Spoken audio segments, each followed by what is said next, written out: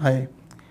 Despite spending more than 2 hours, first standing and then sitting, the speech which Mr. Jaitley delivered and the budget which his ministry produced could not really lift the markets. I think he did a perfect job if you were to compare it with Mr. Chidambaram. But if you were to compare what the market expectations were, then I think it has fallen well short of that. Nevertheless, let's look at some of those final points of the budget which will go a long way in terms of building a robust capital market for the year 2015. The first point which we like about this budget is that fiscal deficit has been capped at 4.1. So that's a marvelous job.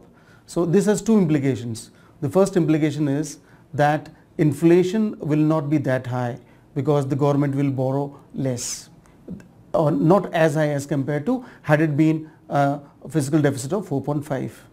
The other thing which this low fiscal deficit will achieve is it will keep the rating agencies off the back of the government of India. I think they'll like this number. The second reason why we like this budget is that the FDI flows will now come into India. So far India has only received portfolio flows which are essentially volatile in nature. Now FDI will flow in both into the sectors of defense as well as the sector of insurance. So there the FDI will come in to the extent of 49%. The third reason for liking this budget is the availability of now REITs, real estate investment trusts. What this will do is this will allow the real estate companies to parcel their pieces of land and sell it to the retail sector as REITs. Because of the pass-through nature of taxation, these will have a ready market. This will allow the real estate companies to reduce their debt. Also, the banks which have lent very heavily to the real estate sector will now receive their money back to a certain extent. So this will ease the pressure on the banks per se, although this is addressed to the real estate sector.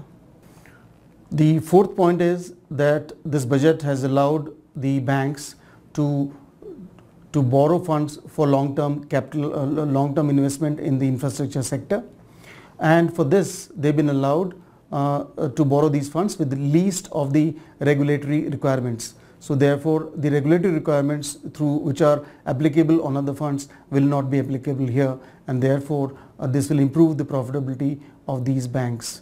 So the best stock that we like here is HDFC.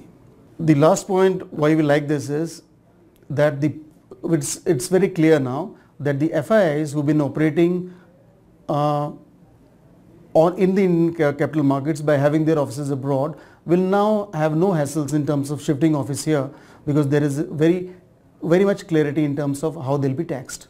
So portfolio appreciations will only be taxed as capital gains and not as business income, which had kept all those FIs to be operating out of Hong Kong, Singapore or elsewhere.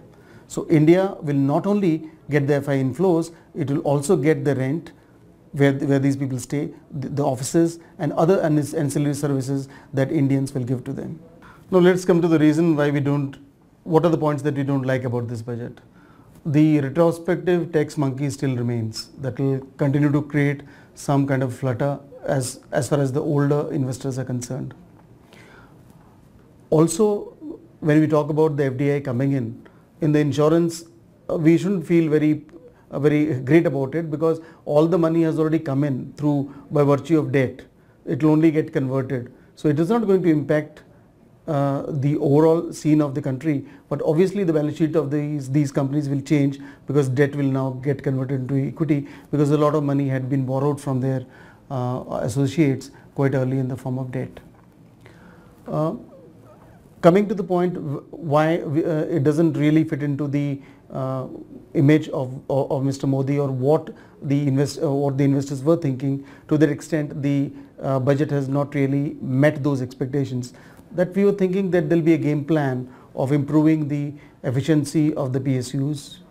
There will also be a clear game plan of improving the efficiency of Coal India, trying to break it up into larger companies and all those associated things. So overall, the budget is just what will pass the muster. It is not something that will make you jump and invest tomorrow. I think the success of Mr. Jaitley's budget in terms of meeting the fiscal deficit and other parameters will be a function of to what extent rain gods are benign on India. So in case the rains are better than what markets have been fearing, I think Mr. Jaitley will meet his expectations. Otherwise, I think the 4.1% target will appear to be quite a tall, let's say, target in the longer run. But as far as investors are concerned, what options do we have in the, will the FIs continue to invest in India? Yes, they will. The environment for them has become better. Yes, it has become certainly better with clear-cut things that now no business income, only portfolio income will be treated as capital gains. And as far as investors are concerned, domestic investors are concerned, I think you will get an opportunity in the next 2-3 months to buy the stocks at lower levels. But that should be seen as the last opportunity, because then onwards, from here till about 7 months from now, the next budget of this government will come in, and that will be quite a cracker of a budget. Be prepared for those. So utilize the next 2-3 months in terms of building a robust portfolio of stocks chosen to play India for the next 3 years.